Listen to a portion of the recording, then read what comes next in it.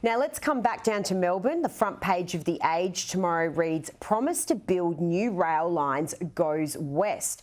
2 new rail lines the Andrews government promised to build in Melbourne's outer west have been axed, watering down an election commitment to deliver frequent metro train services to some of the nation's fastest growing suburbs.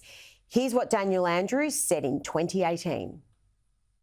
We will invest $150 million if we are re-elected to do all of that planning and design and engineering work for full electrification to Wyndham Vale and to Melton, and around that connection between Werribee and Wyndham Vale also, as well as work that is part of the Airport Rail Link project with a potential tunnel to run trains from Sunshine back into the city.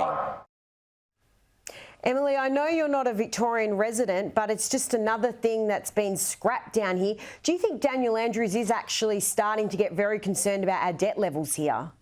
Yeah, I mean, this is what happens when you spend an absolute fortune on lockdowns and lockdown policies and enforcement and all of the things that we spent money on during COVID. And young people are going to suffer. It's my generation. It's going to suffer as a result of these policies and this increased debt limit, this increased debt and the interest on that debt. So I think he is making a smart move in trying not to spend as much money. That said, this is just going to hurt like housing again, because we need that infrastructure to go out to neighborhoods where people want to live and for developers to build up housing around those train stations and try to disperse that housing out and to other areas of the city where people actually want to live. Tanvi, do you think Daniel Andrews is now becoming fiscally conservative with this mounting debt? He seems to have changed his attitude about debt. Yeah, I'm not sure he's becoming a fiscal conservative. He's basically gone broke.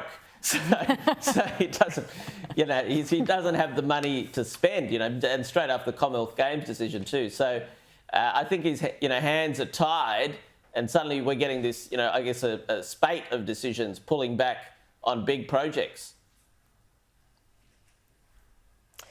Well, it's going to be very interesting to see how this unfolds.